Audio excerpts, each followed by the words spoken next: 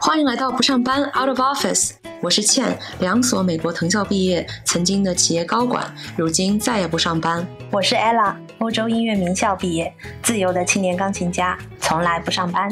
我们是2位成长足迹遍及世界4大洲的现代女性，在不上班这个播客中，我们期待和你探讨一切上班以外的世界。不上班，在充盈的精神世界里创造，在丰富的情感世界里热爱，在尽量健康的心理世界里生活。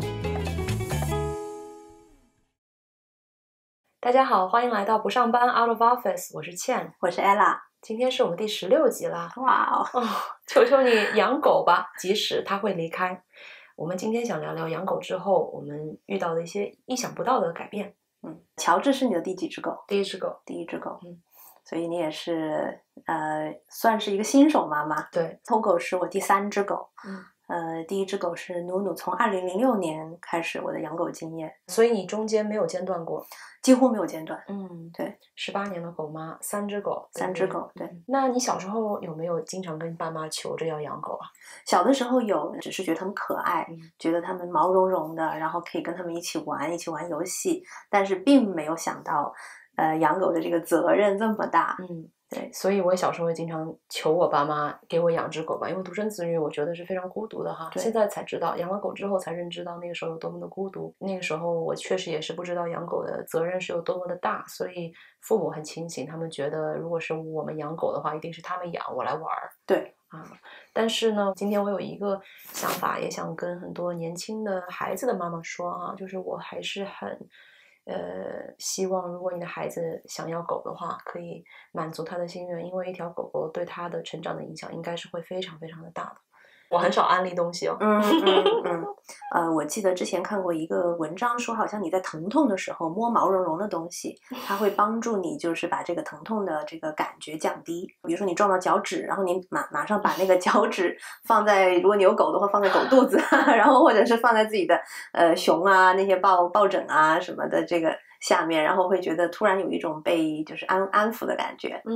那Ella 06年的时候是什么促使你想要养狗啊？06年我还在伦敦，然后我是一个学生，当时，我其实是想养猫，因为差别有点大，因为我觉得狗可能我应付不来，在伦敦尤其很难哈。对，那时候20出头，然后自己又是一个小毛孩那种，所以当时我就特别想养一个宠物，就为了养猫呢，我就跑到一个我的有2只猫的朋友家去待了一晚上，结果我见习妈妈，对，见习妈妈就全身过敏到就无法呼吸，就快送医院了。我没有放弃这个想法，然后我就自己去了东伦敦这一个 breeder 的那个地方，然后去看能不能找到适合自己的猫。我大概早上8点钟，就人家一开门我就去了，然后那个老板跟我说我们没猫。然后我说为什么呀？你们网站上面写了有猫，他说猫还没出生，还在肚子里面。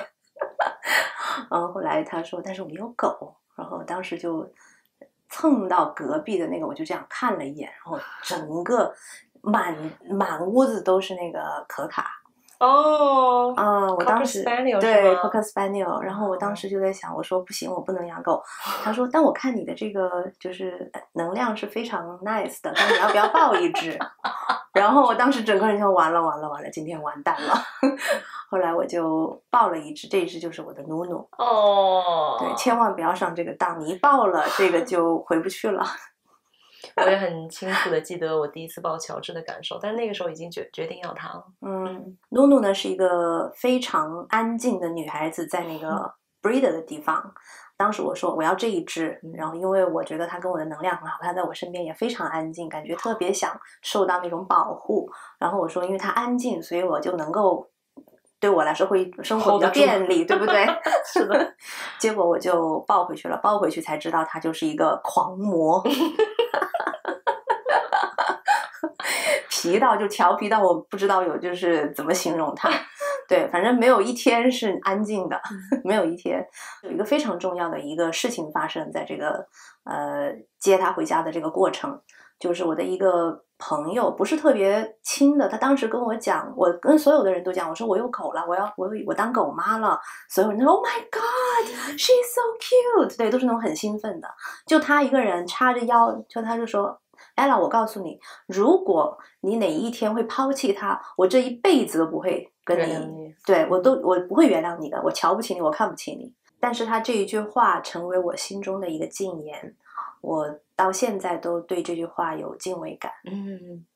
是的，因为他你眼中的你是抡起来就抱了一只狗回来，对吗？这样的行为，其实现在如果我们看到也一样会担忧。对，就觉得年轻人不负责任，是一个 Christmas present 那样子的。没错没错。但是从此之后你就变成了一个非常负责任的狗妈。后悔的不得了。对，你讲讲乔治回来的时候，你当时是不是非常的后悔？我其实选择养乔治也是一个深思熟虑的选择啊。因为在跟第一任男友交往的过程当中，我了解到了一种神奇的狗种，叫做 Newfoundland 纽芬兰犬，也叫 Newfie， 像熊一样，大概150到200斤的体重，还流口水，但是脸呢非常非常的憨。我就对于这样的一种巨型犬种突然产生了无尽的热爱，但是我一直觉得我一个人是不可能养这样子的狗。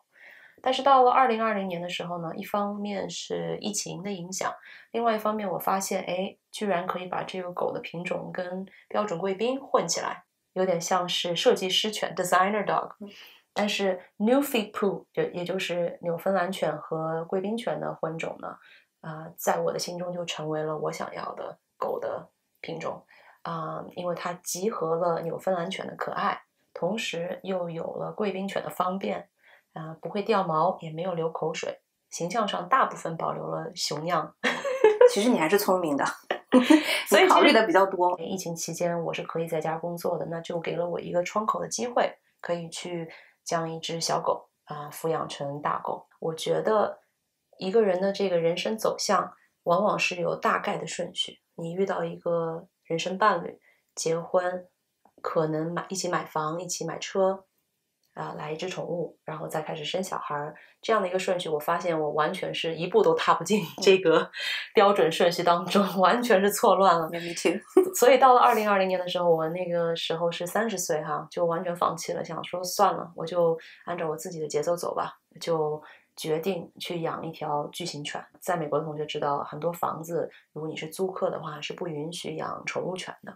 我还专门上网找了一个山寨医生给我开了一个证明，说是需要 emotional support animal， 就是情绪的抚慰犬，就可以让你居住在原本不能允许养狗的公寓里。倩，我想问问你，在养狗了之后，最重大的改变是什么？我找到了自己的童心，这对我来说是最没有料想到的一个改变。就是当我每天在与乔治发生一些让我觉得不可思议的对话的时候，我发现，其实我有这样的一面我小时候是没有任何的outlet， 就是像这样子的情绪，像这样像弱智一样的表现是没有办法展现出来的。比如说，我会对乔治说你怎么这么可爱？你想不想出去玩？你想不想去公园？当我发现我有的时候会莫名对着他说话的时候然后觉得他有对我情绪上的回复的时候，我就觉得这样子的一种交流是非常宝贵的，让我看到了我不曾看到的自己的这一面和需求。但是这种需求在童年的时候根本就没有得到满足。这也是为什么我刚才会比较强力的安利大家给自己的孩子养一只狗。除此之外呢，当然就是责任，对不对我在刚开始养乔治的时候是一个单身妈妈了。每天会每隔一开始先是1个小时左右，然后之后逐渐拉长变2个小时、3个小时，要带他下去撒尿拉屎那个时候我就觉得其实是有一些 postpartum 的抑郁的。我之前在某一集里面也说过，对，那个时候我个人的状态是非常非常糟糕的。几乎只穿同样的衣服，当然是干净的，我经常会洗，但是我无所谓穿什么好看不好看的衣服裤子都有洞了，因为小狗的爪子是非常尖的，所以当时我没有意识到我个人的状态是非常糟糕的。朋友后来点醒我说，你不要忘记照顾自己。对，你呢？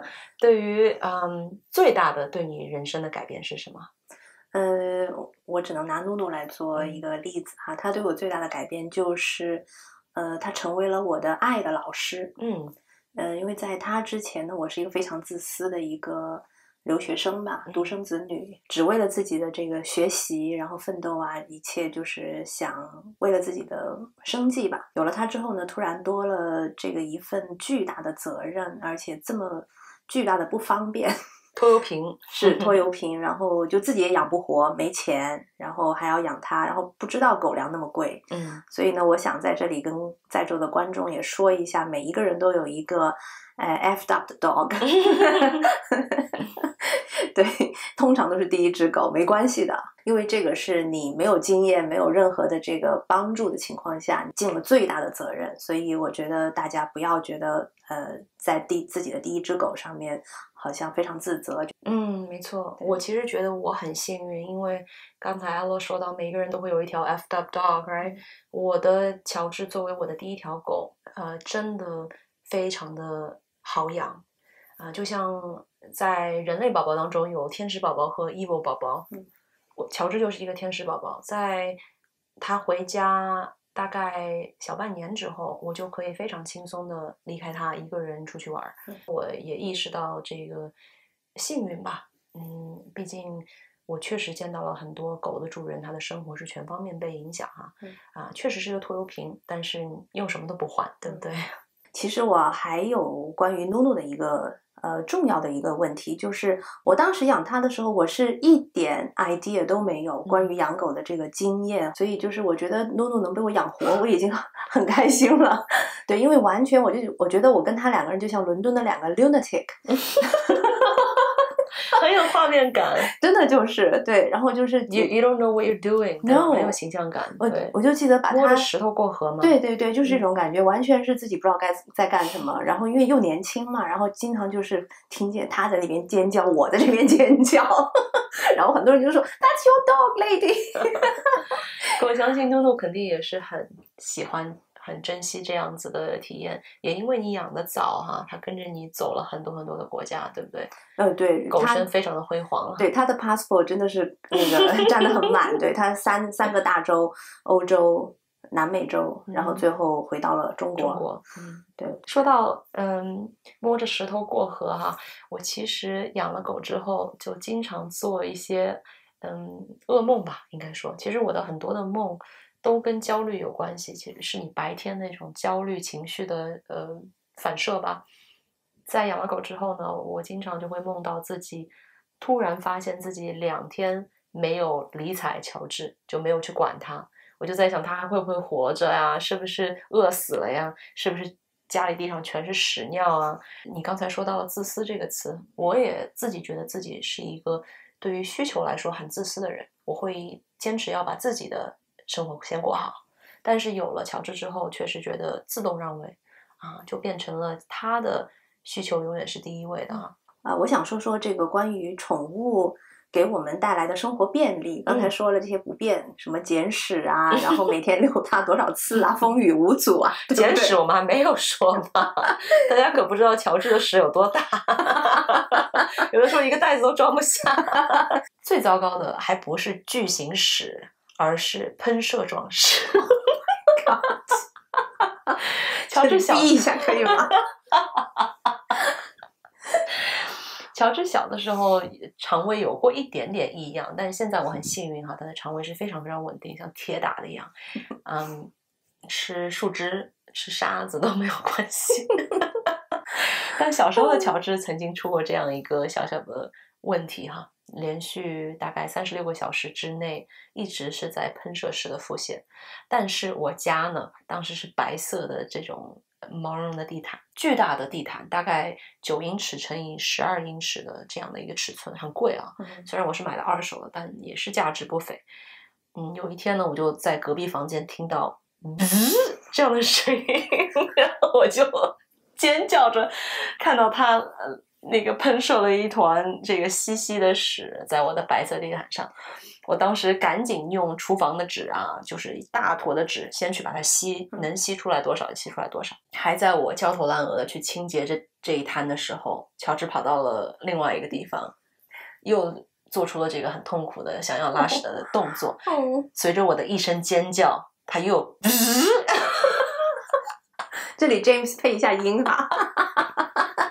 第二滩就这样落下来了。Oh God！ 然后我真的是人生很少尖叫，原始般的呼唤。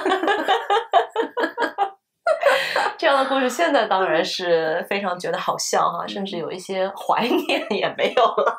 No， 我一点都不怀念拉肚子的狗宝宝们。对，现在讲那个便利。对我来说最大的便利就是交友。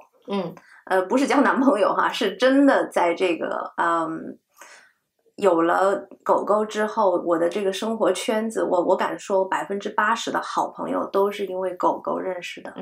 就从第一只狗到现在，而且这些都是我觉得会是一辈子的朋友。对我来说，虽然我的最好的朋友都跟狗主人没有关系哈，我不太会因为狗狗而建立非常深的友谊，但是它确实拓展了我的社交生活，并且往一个我之前无法想象的方向。比如说疫情期间，乔治到我家之后呢，我经常带他去附近的狗公园玩。那个时候，其实任何人之间的互动是非常非常可贵的。那个时候，其实我身边就一个很好的朋友和一个不能称为男朋友的朋友，只是为了方便而在一起，继续折腾一会儿。但是那个时候，因为乔治，我就有了与其他陌生人，即使是隔着口罩的一些互动。对我来说，其实是相当于是维持了我的精神正常sanity。对我来说，社交上面有了很大的发现，真正的是把我的社交的圈子、我的安全区给拓广了。现在来到里斯本也是一样。我刚才还在私聊中跟 Ella 分享，我在自己的社区里面认识了一些狗主人。这些人我平时因为我是癌人嘛，是绝对不可能和他们有任何的友谊和任何关系的。但是因为狗狗的存在，就好像你打开了一个全新的世界。我会认识这个来自莫斯科的俄罗斯小哥，他刚刚搬来不久。我也会认识这个葡萄牙老大爷。每一次见到乔治，他都会非常亲昵的说 Georgie， 非常非常的这个戏剧性。还有一个非常美丽的经常抽着烟的有点法国风情的我们的邻居，我们就为他的这种 demeanor 非常的着迷。这样子的观察到的东西，收获到的一些日常的互动，是以前根本无法想象的。我是那种低着头走路，像纽约，大家知道曼哈顿人走路有多快吗？就是低着头，不允许前面有任何的阻碍，夸夸夸夸直往前走。You move like water。对，你就是要指哪儿打哪儿那种感觉，绝对不会在路上跟任何的人有太多的眼神接触啊。所以对我这样性格的人来说，包括我的处事方式哈，我是不愿意慢下来，不愿意去走没有效率的道路的。狗狗的就把我的世界给拓宽了。那我觉得其实是很不容易的，对这个，因为你是那个 introvert， 对不对？但是有狗的情况下，你不得不开口，对不对？而且你不会感受到这种尴尬。对，因为它是起了一个 mediator 的一个作用。对，它就是很 natural 的把你就跟另外一个人的这个生活好像就联系在一起了。不说话反而挺奇怪的哈。对，我是养了狗才知道我自己是一个艺人。对，我是外向，特别是有了 Togo 之后，这个生活简直就是翻天覆地大改变。我非常感谢他。我曾经说，就是 Nunu 是我的老师，然后 Nutella 是我的一个痛 ，Togo 是我的 healer， 他是一个修理者。疗愈师吧。对，疗愈师。关于 Nutella 的故事，其实在第3部分我们会花更多的精力去讲。关于屎，我还有一个故事。曾经有一次，我带着乔治去出席一次second date， 就是第2次约会哈，跟一个男生刚刚认识没多久。我们在街头散着步的时候呢，他想要去一家这个他感兴趣的店，走进去逛街。我说那我在外面等你吧。所以我等他出来的时候呢，乔治正在拉屎。那个男生看到乔治在拉屎的状态，就感到了一种明显的反感。我拿了这个塑料袋把狗狗的屎捡起来扔掉之后，去这个逛街的时候是我开的车，然后我就把他拉在那儿了，我就说你自己回去吧。Well done， Well done。我不会允许任何的人对我的儿子女儿就是说一句难听的话，或者是一些 abuse 他们的行为，我会真的是会用命去拼的。你通过养狗在香港发现了生活的多么的这个不人道吧，应该说。对，就是一个社会的一个畸形的一个变形状态。在香港呢，大家知道寸土寸金的一个地方，大部分的有狗的人是非常好的，非常正义，非常的，会为了狗做一切的事情，真的是。但是呢，就是你也知道，香港是一个非常拥挤、狭小，没有空间的地方，所以在这样子的地方，再加上这么多人、这么多狗，其实是一个非常不好的环境，是一个很燥，对，很燥。你没有地方让它去快活，让它去撒欢。你要再去养大狗，或者是甚至就是普通的狗吧，其实就是会给这个社会造成不方便。它的这个城市规划也是很有问题的哈，这一点我觉得我要吐槽。比如说这是一个公园，然后呢，你要去到这个公园呢，你这个公园是可以带狗的，但是你要经过一条路是不能够带狗的。然后呢，他会在这个公园的这条路给你贴一个标记，说请你把狗抱起来。对，你想象一下，这种情况是经常发生的。电梯也是让你抱起来你的狗。然后所以我在想，那这种你干脆就整个社会不要养狗算了，这个不让去，那个不让去，这个地方可以，那个地方上个月可以，这个月不可以了，或者是说下个月才可以，你要等到下个月。你还说到它有这个划线，对不对？在人行道上，对，线内狗是可以走的，线外你只要踩出一步，那个老大爷大妈然后过来就是要说你几句，然后让你的狗把爪子移到那个线里面。对，这个我们有一个 video， 那小宇宙的朋友只能听我口述。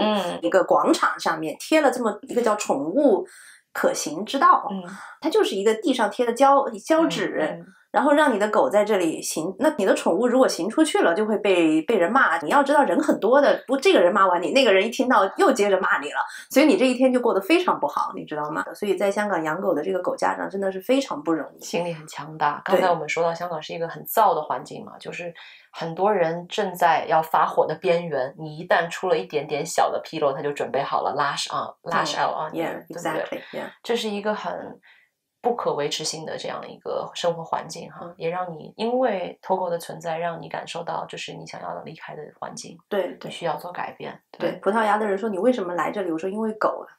很难以想象。对，很难想象。其实我也在我的小红书上分享过一个故事，就是其实养乔治是我一系列比较戏剧化的决定哈，离开工作，离开美国，躺平生活的一个最早的起始点。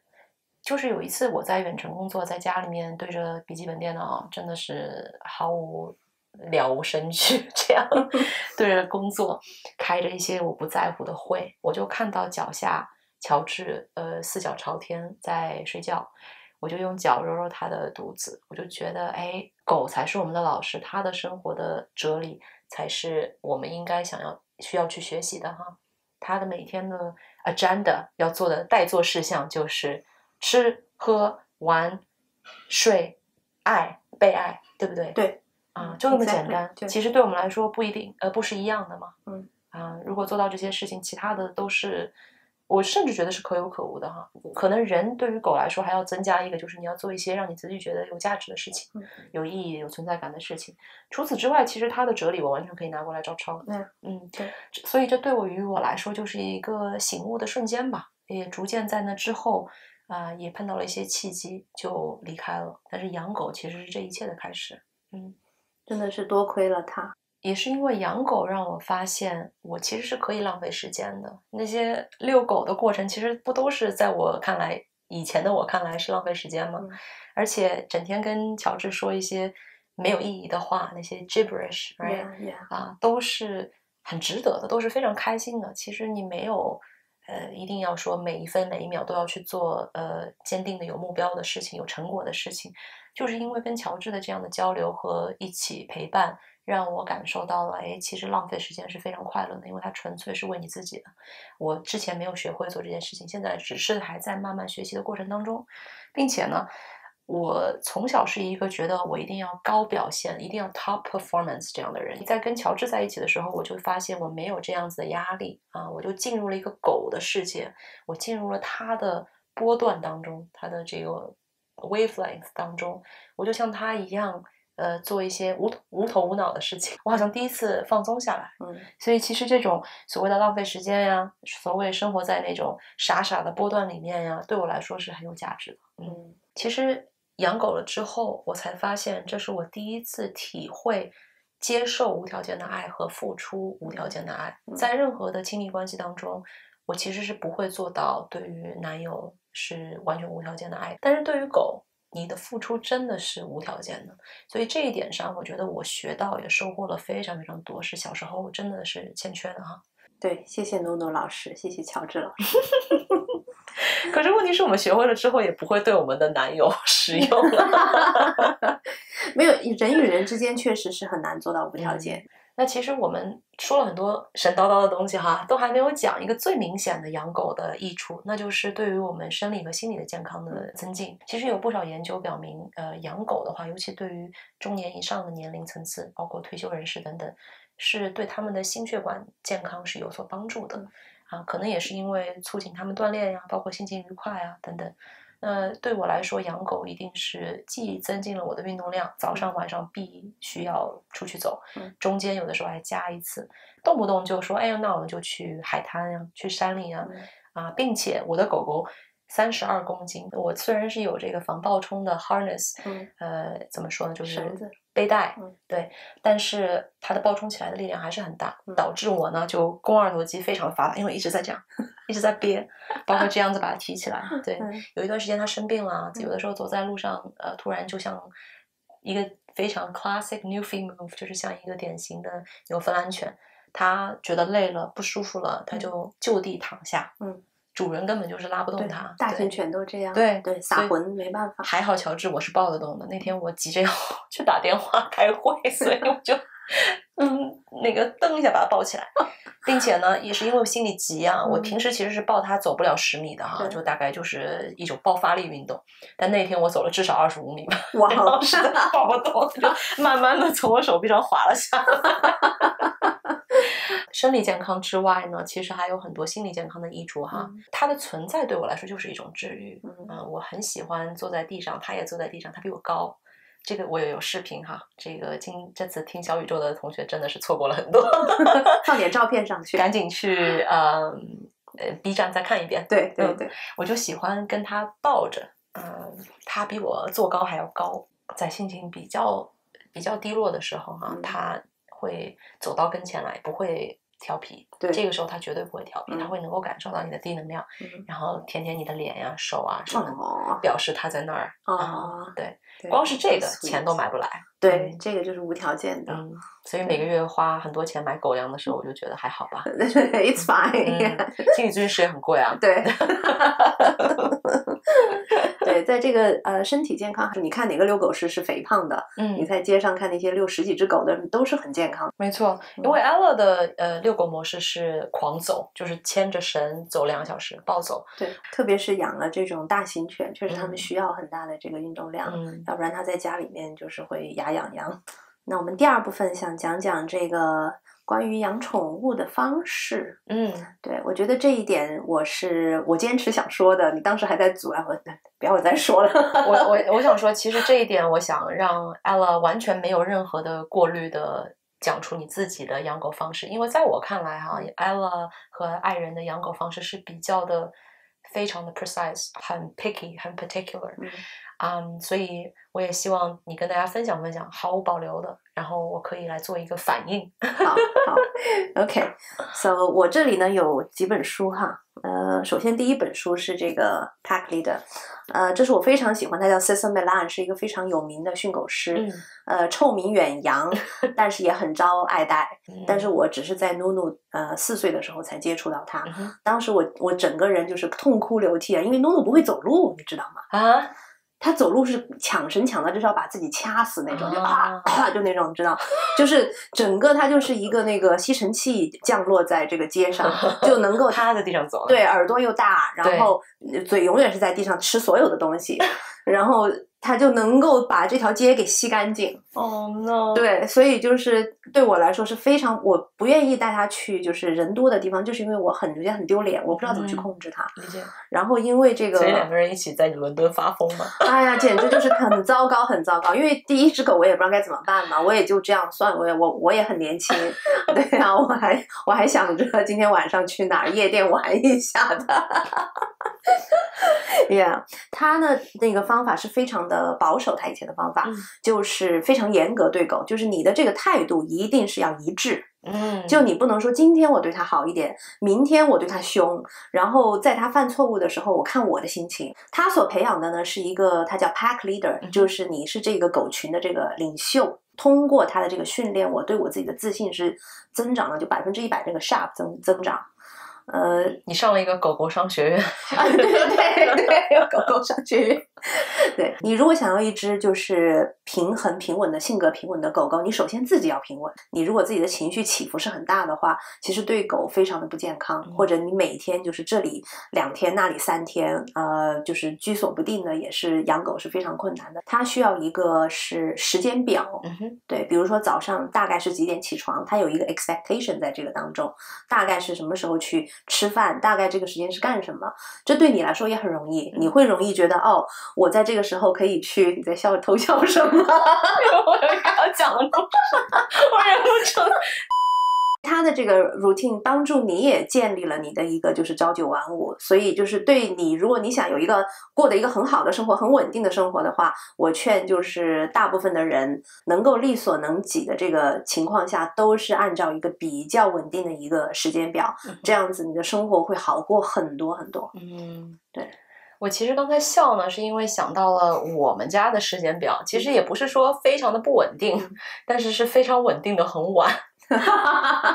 对，因为我自己跟K 的这个时间表呢，很多活动是偏end of the day， 对，所以我们经常晚上回家的时候已经11点了哈。对，你们是 night owl，对，凌晨我们而且早上起的也挺早的，但是一早上起来，我们2人都是创作型的，就会需要那个时间去 deep work 去做深度的工作，所以我们2次的这个早晚的 walk 一般来说是12点和凌晨1点。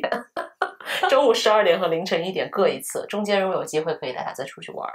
所以当凌晨1点的时候，乔治完全醒着，很开心的跟我们出门，到了空无一人的街心花园，他开始在那边狂叫，因为他像普通正常的时候一样玩哈，还玩飞盘啊什么，就觉得他好像是出来 clubbing 一样。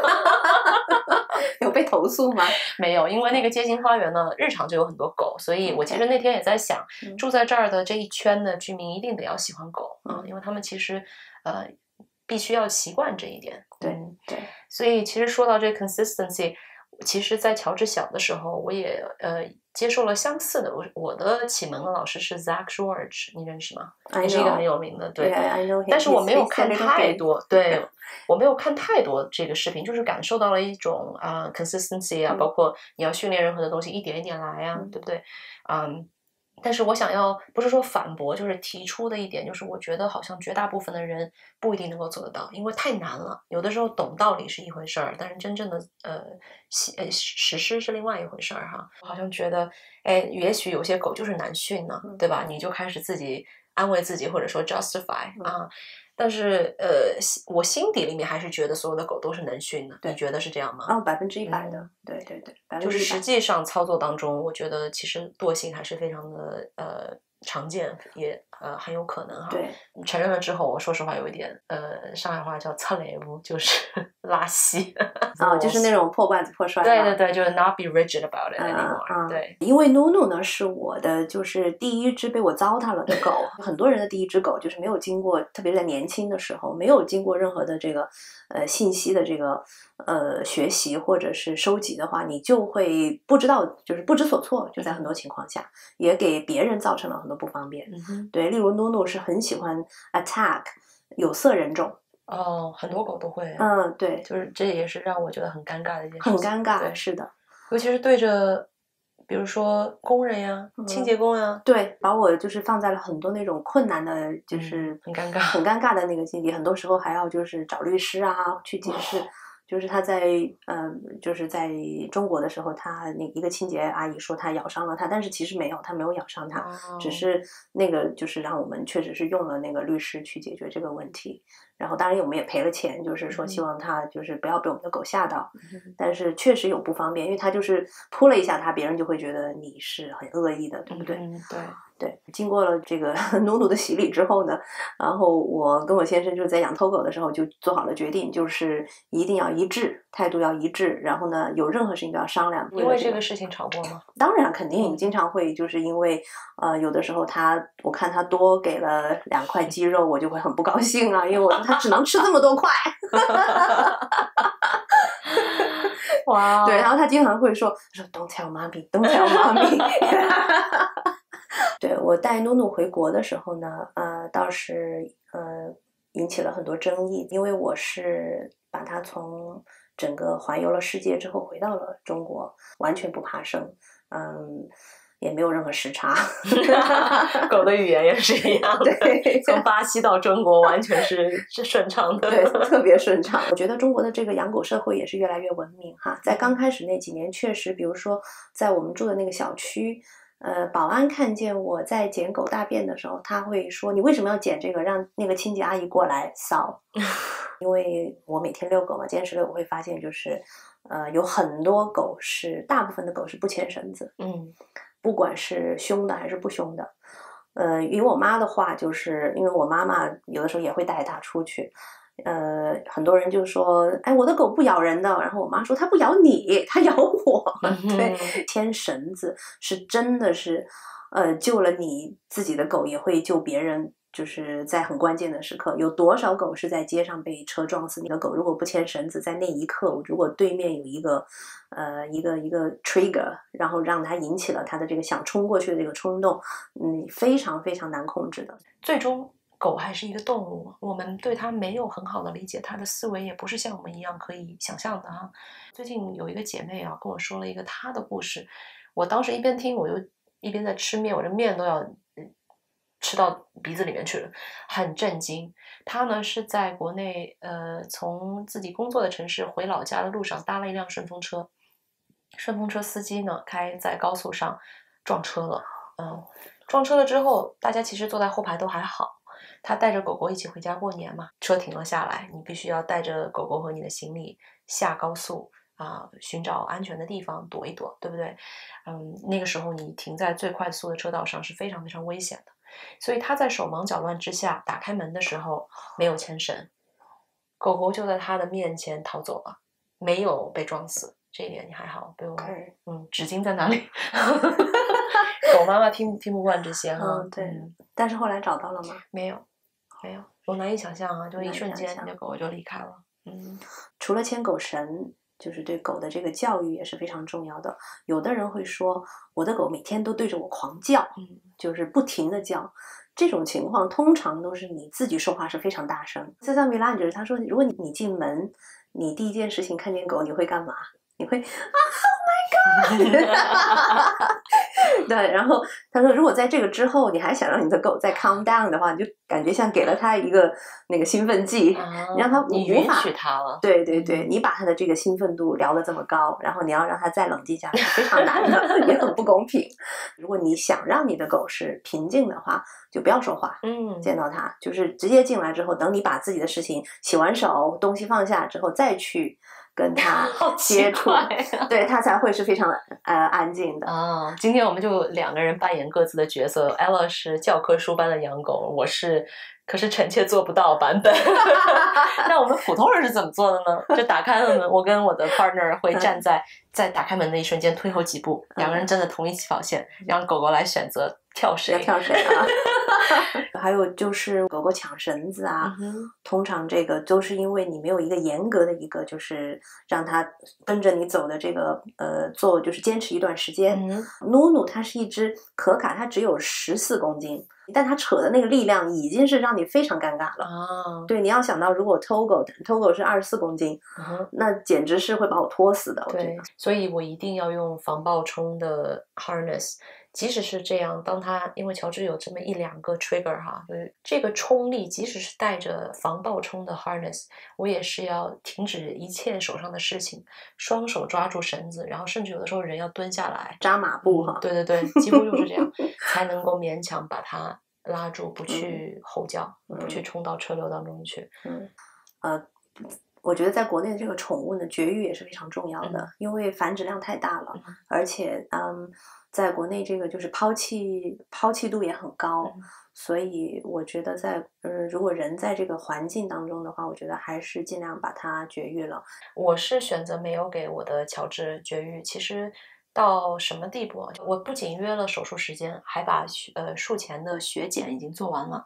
可是，在手术日期到来的前2天，我还是决定在阅读了很多材料之后，决定没有给乔治做绝育啊，也是因为多重考虑。首先，乔治是公狗，这一点就是有点像女孩子的妈妈需要担心，男孩子的妈妈不太需要担心一样啊。如果你是母狗的父母，可能绝育的概率是比较高的。尤其在美国，其实2种性别的绝育都好像是一种 take for granted， 就是一定要做的一件事情。但是在欧洲，实际上，尤其是公狗，绝育率是非常低的，相对来说哈，也有很多的因素。我自己真正让我觉得退缩的一个原因，是因为我觉得这不是一件自然的事情。我觉得在社会文化当中，绝育给狗狗做这个 spay 或者 neuter 的绝育手术，是一种为人类方便而形成的想法。你如果去寻找为什么要绝育，会有很多关于健康方面的考量，说男狗狗如果绝育的话，就没有降低很多这个 testicular cancer 睾丸癌的风险。那你没有了睾丸，当然风险就降低了。所以这个逻辑，如果你仔细去阅读，你会发现实际上是没有逻辑的。这一点我也跟一些医师有聊过vets 宠物医师有聊过。在这个过程当中，我也发现其实他们也是认可的，就是其实没有最根本的原因一定要绝育所以说到这些，因为潜在的有这个流浪犬的风险，对我来说，我认为不是一个理由。对，我们家头狗是绝育了，是因为它实在是很尴尬，因为我们玩的这几只狗之间有2只女狗狗是正在青春期，11个月，然后你知道女狗狗来月经的时候，那就是全程的那个花朵对，5公里外的狗狗都能够闻到，对，实在是分都分不开，就是对，而且不让他们玩，因为我们住得很近，他们会互相对着窗就是罗密欧与朱丽叶嘛，甚至狗会逃出去，很危险的，就是要那个私自去幽会哈。对，它不只是对这个女狗狗产生了它对这个女狗狗的妈妈，因为它有它的味道，它就抱着它不放，让你会觉得就是算了吧，就还是因为主要是在想着，首先绝育也不是一个大事儿，对于男狗是一个比较小的手术。对对对。我刚才其实想补充一点就是在我做这个研究的过程当中，我还发现，其实如果想要给男狗狗绝育的话，最简单的方式就像给人类的男性绝育一样，叫做 vasectomy。对。但是给公狗做的绝育手术，所谓绝育手术其实不是 vasectomy， 而是把蛋蛋真的割掉。所以其实呢，我当时也问了这个美国的波士顿最好的宠物医院，我说你们有没有医生可以做 vasectomy？如果是有的话，我是愿意去做的。我不想改变狗本身的身体的性质，但是如果是只是结扎输精管我是愿意的。但是那个医生也很明确的告诉我，很遗憾，在全美范围内很少有医生是做男狗的 vasectomy 的，大家都是做这个整个切除。对，欧盟它现在有一种药是一种叫化学阉割，但其实那个是无害的。就是我的兽医当时也他说要不你考虑这个，每6个月吃1次。他说这个效果非常好，他说你可以试一下。就是他当时是推荐这个，他说你不因为Togo很乖，他也没有 aggressive 的那种表现，所以你不需要把它真的是切掉。后来我们想，太麻烦了，还是切吧，一刀切。对，你说到麻烦这个词，就是我的 argument， 对吗？就是其实说到底，很多决策是人类的方便，这一点我那个时候也是没有能够 get over， 也就是为什么手术前2天决定不做。因为乔治的性格是非常的温和的，是很 submissive，是一个受，可以讲吗？受是什么呀？哦，OK， bottom。Yeah. 那 Ella 说完了对于狗的一些 philosophy， 其实非常重要。但是我想说，我对于乔治的一些怪癖啊，不知道大家能不能 relate。首先一个就是刚才说过的遛狗时间巨晚啊，就导致狗狗也是一个 night out 啊，夜行动物。第二呢，就是我很喜欢闻乔治的这个掌。这个 paw， 首先一是看到觉得很可爱哈，英文叫做 toe bean， 就是说这个脚趾呢是像一个豆子一样，对，特别可爱。乔治因为是大型犬，它的这个整个脚掌就是很大，每次闻呢我就会觉得哎，有一种像泥土气息，有点青草气息，你不能说是好闻吧，但是就是有一种像是荷尔蒙的吸引一样。而脚掌上的味道呢，还来自于狗狗在外面散步的时候获得的一种细菌，或可能是真菌，我也不知道哈，有益的，但是它会造成这种有点earthy， 英文叫做，就是有一种土的气息，很好闻。我不知道大家养狗的话，是不是已经发现了这个很有意思的现象？如果没有的话，赶紧去尝试闻闻看。对，我在想大部分狗主人应该是非常爱自己一切就是狗狗的，包括嘴臭。对，然后噗噗也不会嫌臭，然后什么都觉得是 OK 的。我今天反正也说了很多很恶心的事情，我再说一个哈，就是乔治有的时候放屁哈，我会觉得有一种着迷的想要去闻。好的，因为他的狗的屁味呢，我不知道其他狗狗是不是一样。首先，乔治很大，它的这个伤害力也是比较大的，但是它的这个味道呢，有一种特殊的硫的味道，像是温泉的硫磺味嘛，硫磺皂也有类似的味道，我就觉得很着迷，就是像是中毒了一样。对，我经常会说 K 你也过来闻，你快来闻。哦，true love， 是不是有点怪啊？ Yeah, 这一点是真的有点怪。Yeah. 还有一些什么怪的地方哈，包括别说你刚才提到的这些秩序啊、纪律啊。我有的时候连狗粮都会断粮，就是有一天周六的晚上，我发现完了，狗粮全吃完了，而且第二天是宠物店都不开的，我就当天晚上只能用酸奶和燕麦片给乔治拌了一碗，还有花生酱。第二天呢，就又买了一些人类的鸡肉和米饭，周一才买到狗粮。你跟你的爱人如果聊起来的话，肯定会觉得我是非常非常不负责任的一种养狗的方式。没有，这个很多人都做过，我小的时候也是养露露的时候，露露可吃过这种苦，跟我坐那个夜班车，就是或者是隔夜的火车，在欧洲游荡啊，这个都是有的时候就是一天吃一顿，反正出去一走，它街上一吸就可以了，就饱了。好吃街，每一条街都是美食街，对，美食街。Oh my god！ 我还有一些怪癖哈，就首先是觉得它是我生的，我经常会说妈妈生你，对，妈妈怎么会生出这么可爱的一只狗？对，我觉得它是我那个子宫里面出来的。对，这一点我的伴侣是觉得非常头大的，他就会觉得不可思议。还有一点就是，我觉得妈妈的直觉哈，我其实是一个相对来说比较放松的人，对于很多事情我不会那么的在意，不会那么的紧张。但是对于乔治有关的任何健康上的一点点异样，我会非常的紧张，就当场就想崩溃之前我提到过哈，我有一段时间有一个小小的这个惊慌，就觉得乔治有一些什么问题，但是我不知道是什么问题，跑一点点时间就会累趴。所以呢，我在有一次带他去宠物店洗澡的过程当中，我也跟美容师说，你帮我仔细观察一下他是不是有些异样。他们都说可能就是天气热了，有点中暑吧。我说不是，我觉得有一些什么不一样的东西在作怪。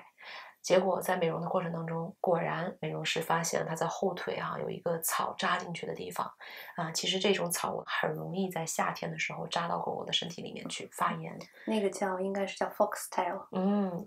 我只知道这个普语怎么说，因为我带他去看医生了。然后呢发现的时候他的后腿内侧已经发黑发紫了，已经好几天了，但是一找出来这个原因之后，一吃药它很快就好了。对，我也是很紧张。你们如果有生病，我肯定是紧张乔治。你没看我从来不会问你吗？对，我是乔治好点没？乔治好点没？每次 Ella 一走到我家来，先看到乔治的2个狗碗，就说我要帮你洗碗，可以吗？对，我要去给他换水洗碗。太可爱了。对，这个就是狗妈的一个天性。Togo 就是它，因为它肚子很敏感，它现在好很多了。基本上可能1个月就会把我叫醒一次。他会怎么样提示你他要去上厕所呀？本来就是哈士奇话比较多。我老公他做了一个研究，他说为什么他起不来？他后来他就去读文章，他其实男性是会听到打雷的声音，比如说巨响那种声音，女性是会听到那个频率比较高的。对啊，所以为什么每次偷狗就是叫是我醒妈妈嘛，对吧 ？Yeah， 4.4 million views， 你想看一遍吗 ？Account anything to do with？ 那我要放一下啊。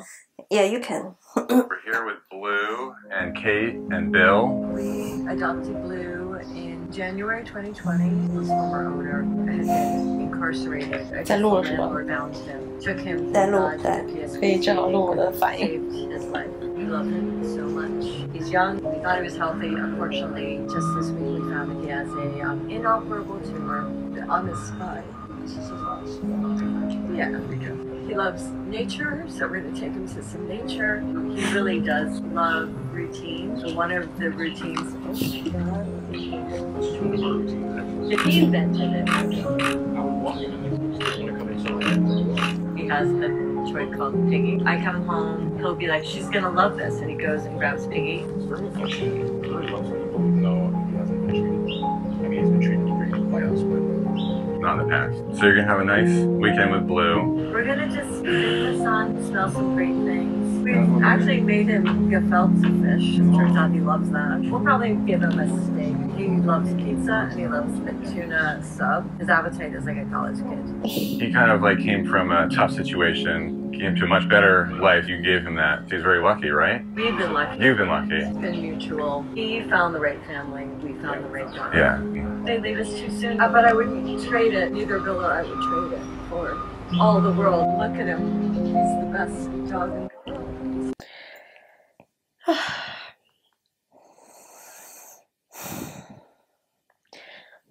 第三部分我们要讲的就是关于宠物离世。我刚才又不要，我刚才又看了一个曾经让我控制不住一下子痛哭1个半小时的视频，看了很多遍，然后分享给很多人，我说我不要一个人受苦，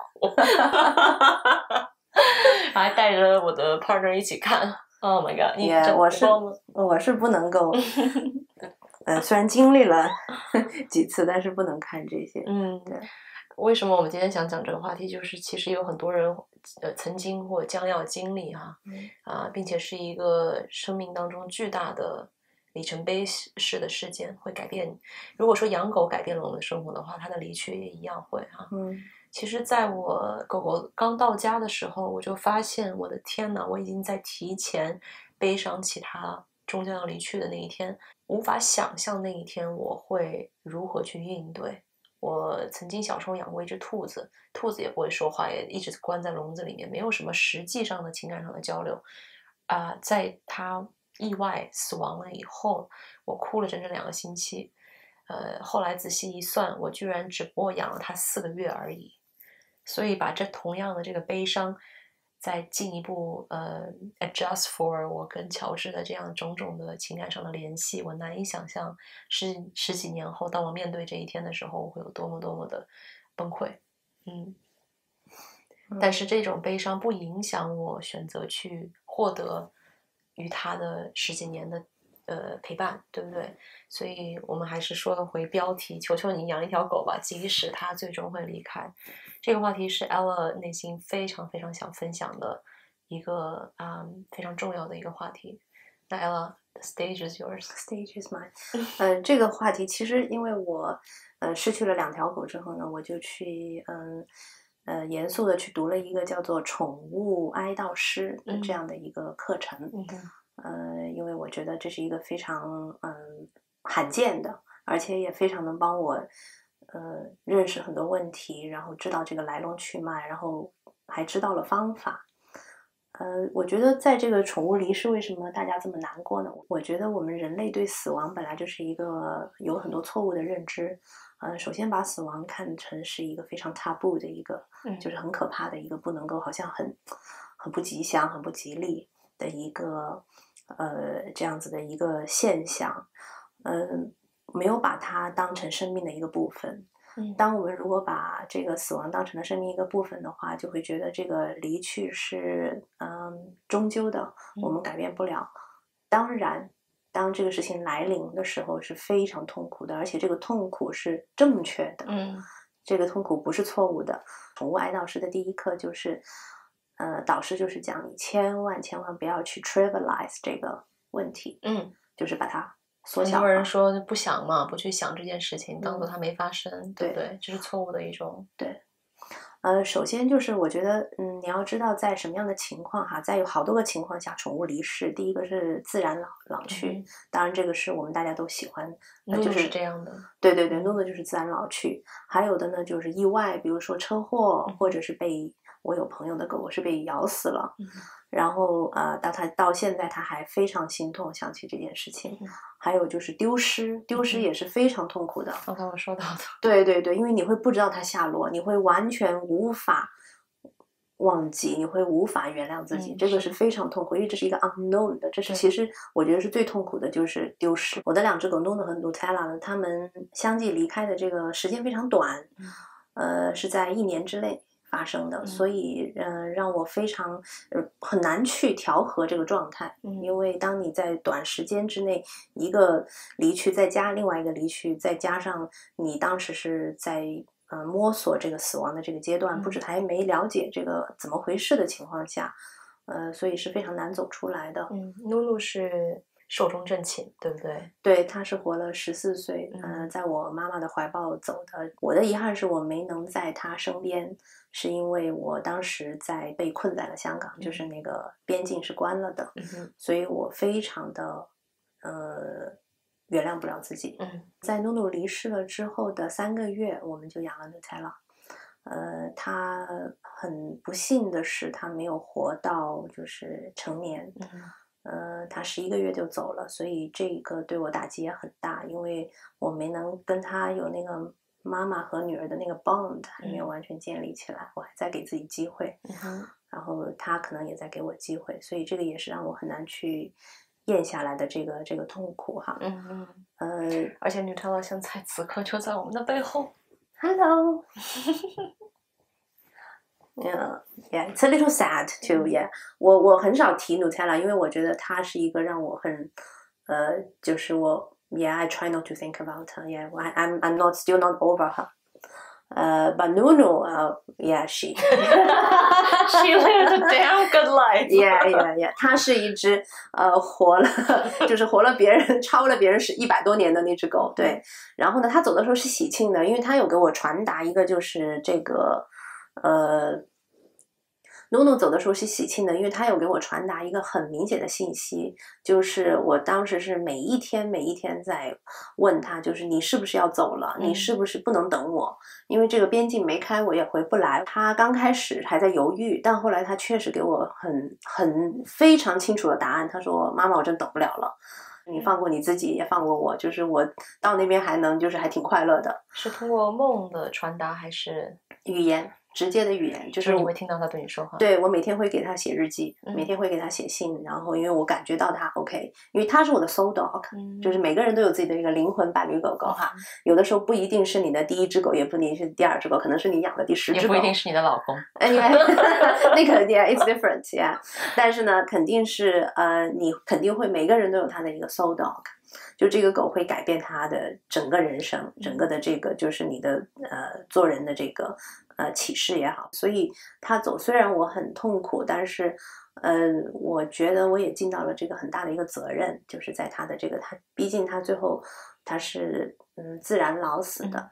而且他的那个晚年也吃得非常好，就是伙食这个，对他的伙食，就是你那位曾经说怎么都不愿意养狗的妈妈，对，外婆，对外婆，对，就是他的晚年那几年真的是那个被外婆宠大的，哦，宠走的，对，所以我觉得就是在这一点上的话，我还是非常感谢我妈妈，就是她。虽然对他来说，他 take 这个他的离去跟我们 take 的完全是不一样的，他很难去面对他的这个离去。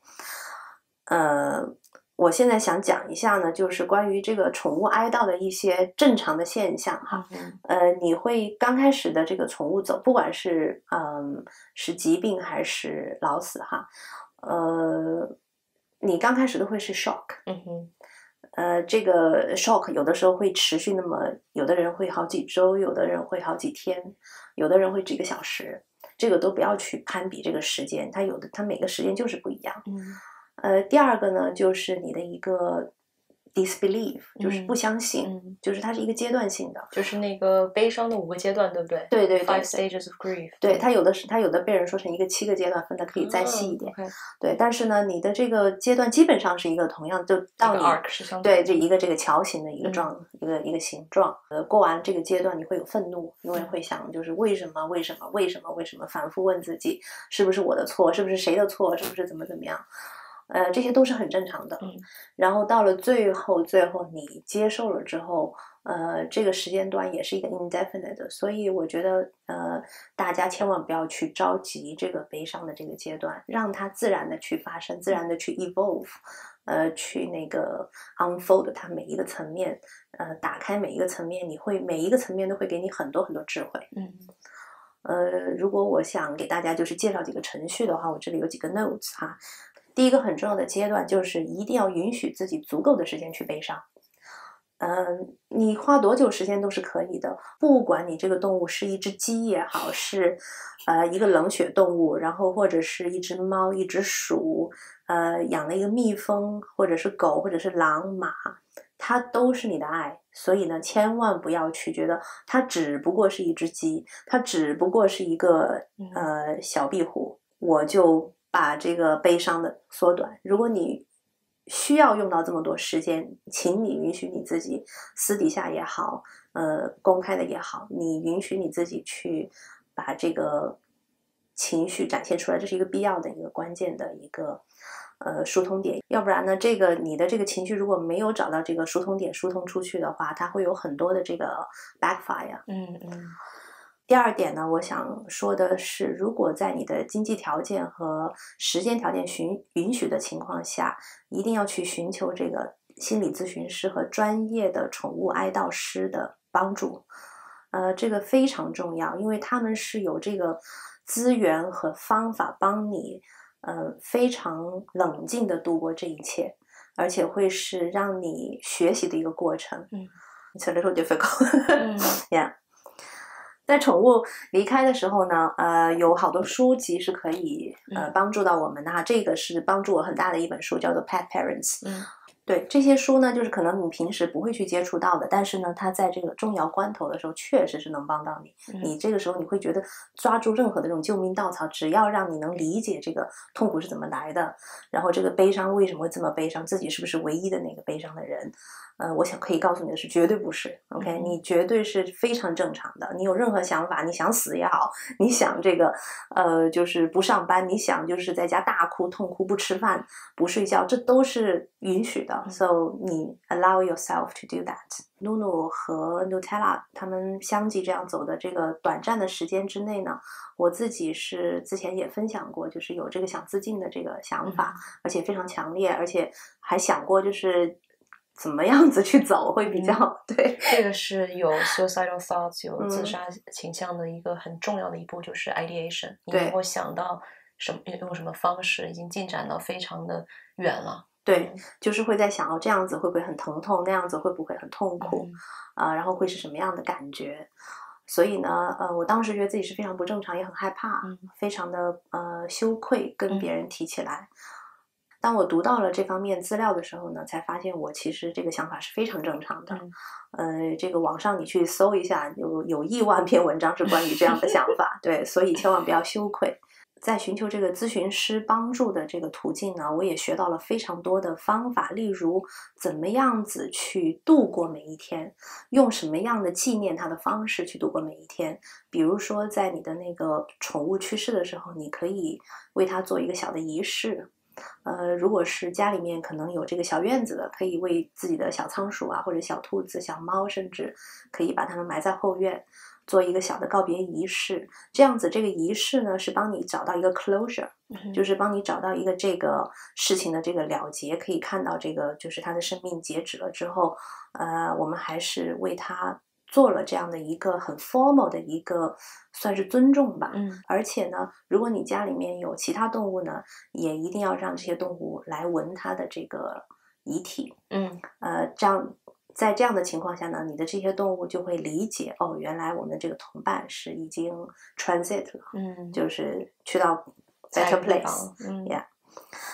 为他们制作这个纪念的相册，像诺诺就会，我有他的很多的这个纪念品。然后呢，他们也会，现在的这些火化中心也是非常人道，他会帮助你就是设计很多他的这些小脚印章啊，是非常让你看到非常暖心的，而不是会让你觉得就是心最可怕的。我建议如果大家有条件的话，还是为自己的这个动物做一些这样的纪念品。我自己是留了一撮诺诺的小毛，然后所以我经常有的时候会摸一下，然后我觉得还是能感觉到它存在的那个那个瞬间。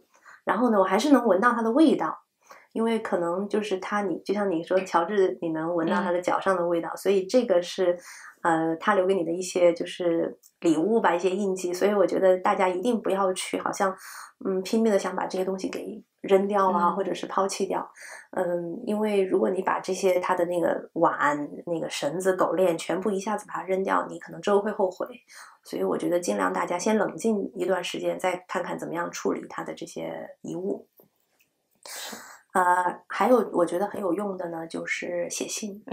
对，我给努努写了好几本的那个日记本。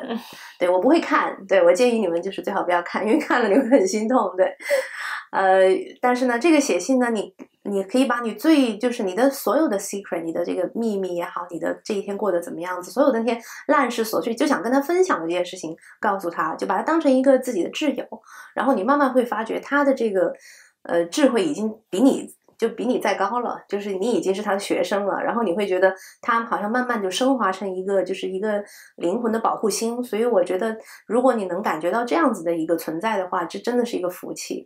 它就变成了一个永恒的存在了。对，它就是一颗那个闪亮的那个小星星。还有一点很重要，就是一定要跟理解你的人在一起。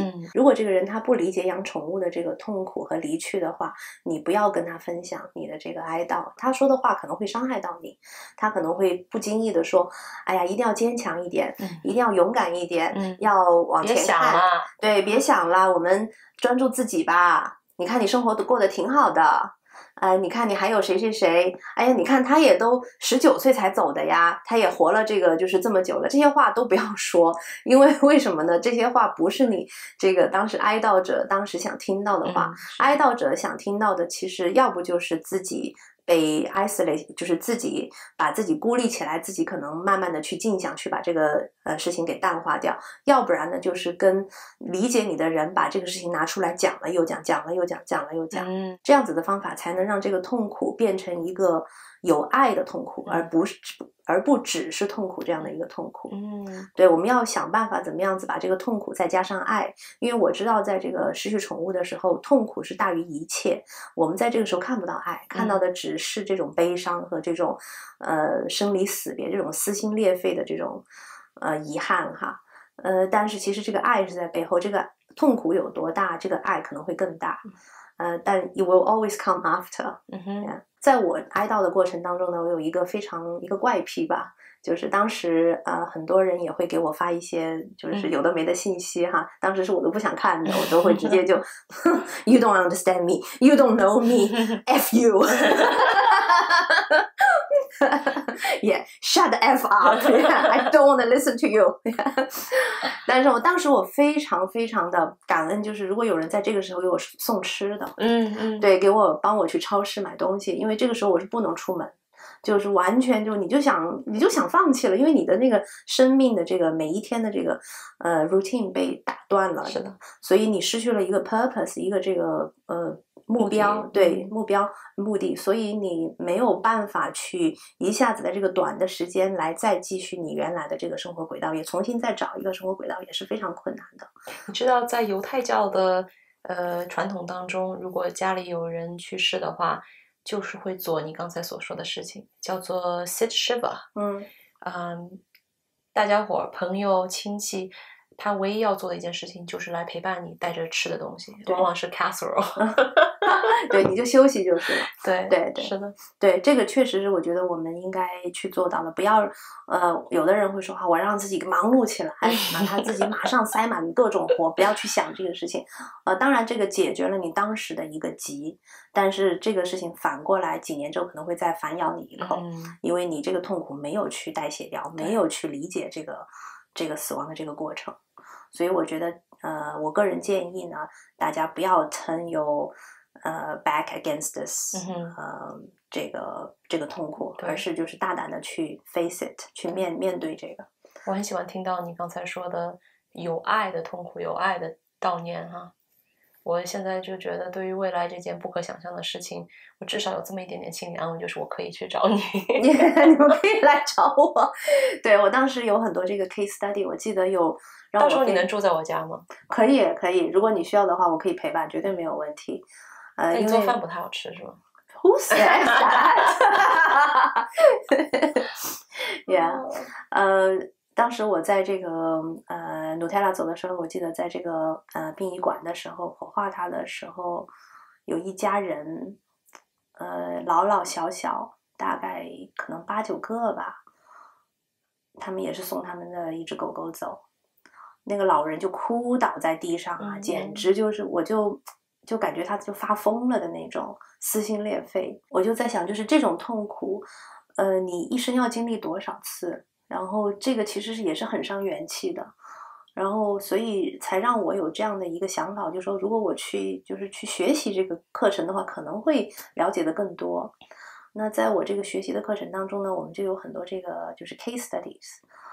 当中就会讲到，关于这个鸟的陪伴，很多人会对这个鸟，会对鹦鹉啊，会是觉得它只是一个鸟，但是千万不要小看这个鸟的这个鹦鹉的，首先它的这个活命是很长的，它们能活就是50多岁。第二呢，他们是那个一夫一妻制哦。他意思就是他如果认定了你是他的伴侣的话，你找他在这个房间，你视线不在他视线范围之内，他会尖叫，他会觉得很不安，他会那个有 anxiety。而且呢，鹦鹉你也知道，他们很聪明，他们会那个模仿人说话。所以在这个你想，如果一个人跟这个鹦鹉大概生活了30多年，如果这个鹦鹉不见了的话，或者是去世了的话，这是一个比失去伴侣都痛苦的。你想，很多人离婚也就几年或者10年，对不对？好吧，对。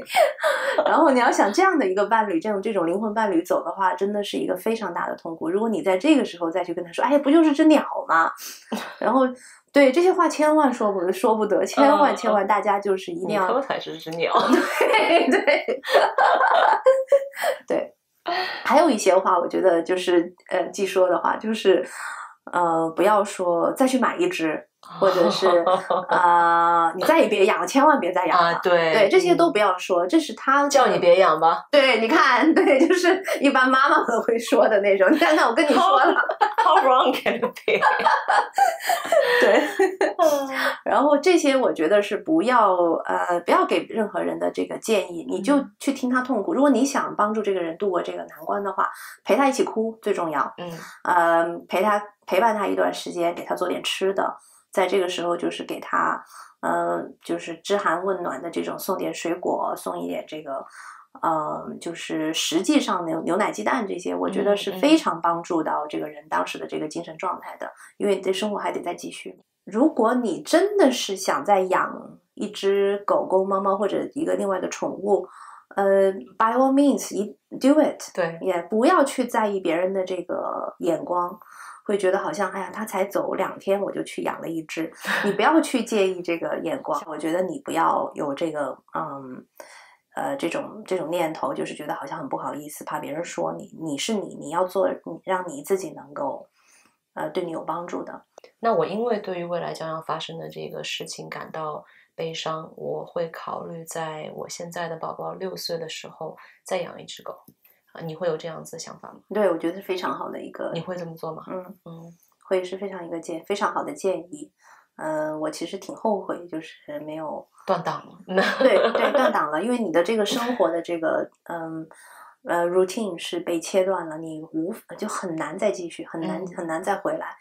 如果有一只狗的话，至少你还是每天要出去遛它，每天要出去这个继续一些以前的这个该做的事情。对，但是呢，一定也不要有这样的想法，就比如说你有了一只新的宠物，哪怕你会觉得我要找一只跟以前的长得一模一样，yes， 它们是长得一模一样，但它习性不一样，一定不一样。对，所以千万不要把以前的那个影子再投射在这个新的这个动物，会失望的。对，你会对它也很不公平，对，因为它是完全是不同的这个性格。那Ella，我还想问问你，你与爱人是一起经历这样的loss，会对你们的婚姻关系有很大的影响吧？有一定，我觉得其实是拉近了我们的很多经历痛苦的距离。因为就是没有想过，两个人会经历这样的哀悼嘛。但是呢，每个人的这个哀悼方式也不一样，可能你的孩子的哀悼方式跟老人的哀悼方式是不一样的，所以一定不要去把你自己的这个观点强加于某一个这个角色身上，因为孩子可能会觉得。一直是问为什么，然后老人可能就一直会在悲伤的那个状态，或者是完全就把这件事情不提。不要觉得好像他们就不痛苦，每个人都有他自己经历痛苦的这个方式。我觉得最健康的就是如果能够拿出来讨论、拿出来说的话，是帮助最大的。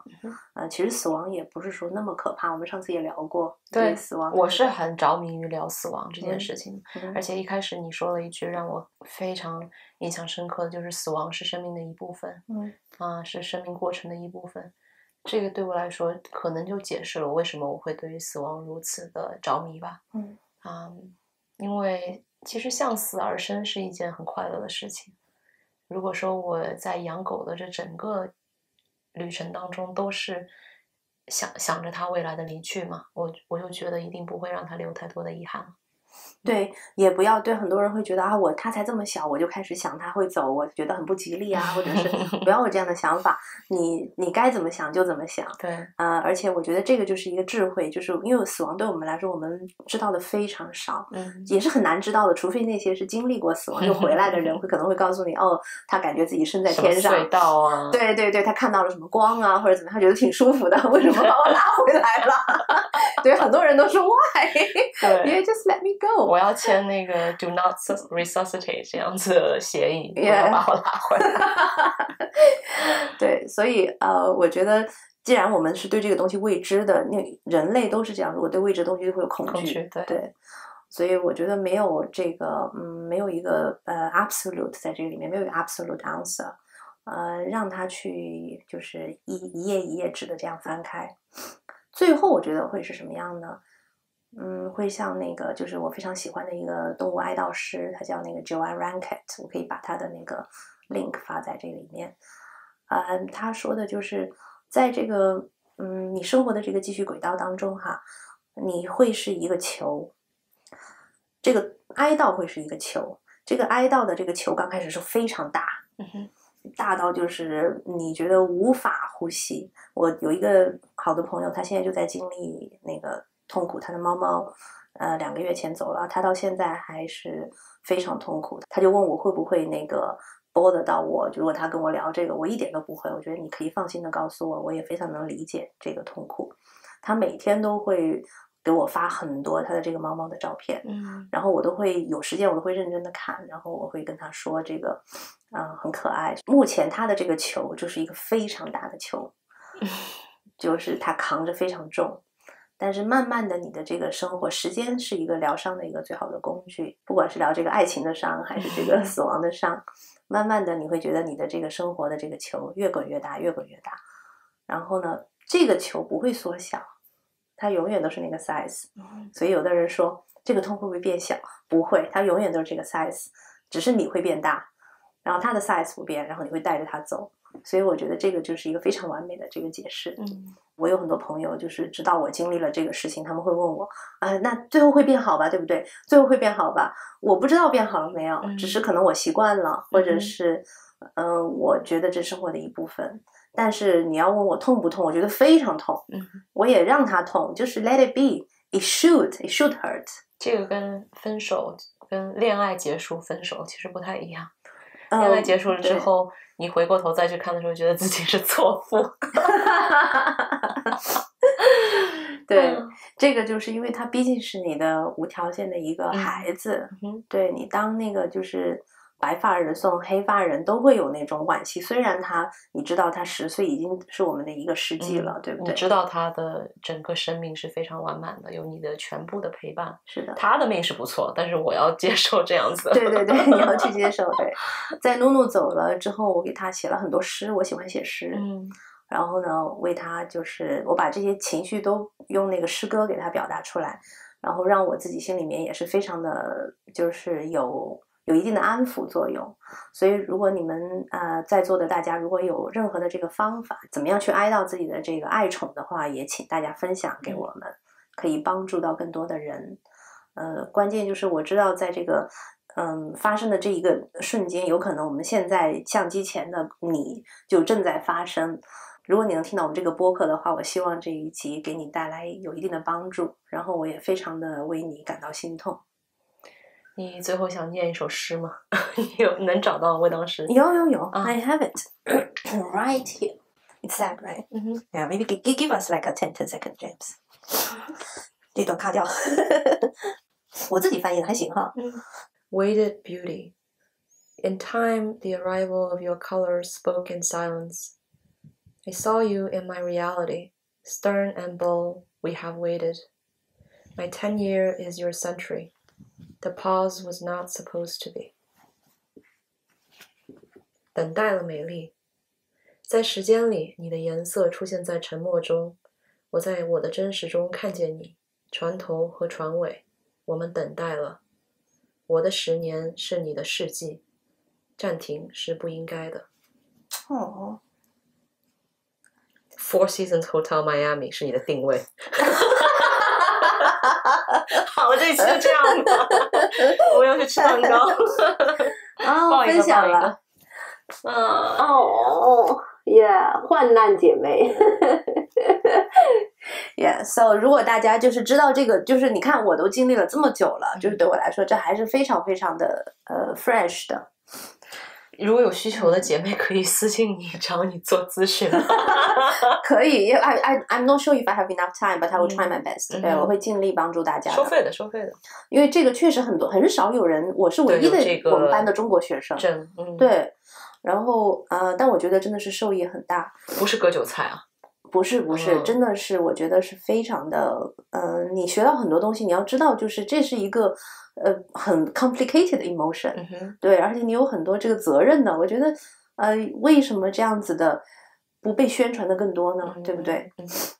还有就是我觉得对，我还想提醒你，再加一点哈。这个声音一定要录进去。我当时在网上是找到了很多资料，包括在 YouTube 你搜索那个关于动物治疗，就比如说那个 Vet Show 对我的帮助很大，因为我看到这个，因为你的动物死了，你会希望别的动物活着，你知道吗？哎呀，吓死了！我以为你要说是另外一个情况。你自己的这个宝宝走了，你是希望别的人的宝宝是健在的，所以当时看到了就是这些 vet show 就真实的他们的这个录他的那个这些所有的兽医是这么不顾一切的去拯救这个动物的话，不管它多小多大，你会觉得非常的暖心。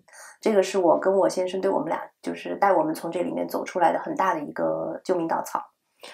我们最后到底要 end on a happy note 还是 sad note 呢？Reality note, yeah, just a real. 那我想跟大家分享一个冷知识，很冷，就是兽医居然是所有的职业当中自杀率最高的职业。对，就是因为他们对于动物的离去，做到了他能做到的最好，但是有的时候还是没有办法拯救回来，并且因为你没有办法救治别人的宝宝，病人家属也会对你有非常强烈的情绪，对于兽医本人来说是无法承重之痛。他们太伟大了，兽医。我觉得兽医是我觉得这辈子我绝对不会去接触的行业，因为太痛苦了。首先你要读7年，对，然后你读了之后，那个工资是别人的1半，是的，然后工作时长是比别人还要再久。这个是我非常崇拜的一个医生，他叫那个 Noel Fitzpatrick， 他是爱尔兰的一个兽医，但是他的那个诊所在伦敦，他现在做到，他是唯一一个有那个bionic feet， 它可以让动物就是帮它那个截肢了之后再给他们安装这个可以运动的假肢，他有这个技术，但是他这个人他从来没有，他没有家庭，没有自己的生活，全部贡献给全部贡献，对，他的所有的生活就在这个诊所里面。他自己也说了，他只能这样做，他必须是那个领头的人，所以兽医真的是非常不容易。对，有些喜欢动物的人说以后未来的目标是想做兽医，我就会劝退，我说你还是做宠物美容师吧，对，或者遛遛狗就行了。对，我们今天讲了这么多，也是时候收尾了，照相机已经快要热到爆了，很不高兴了。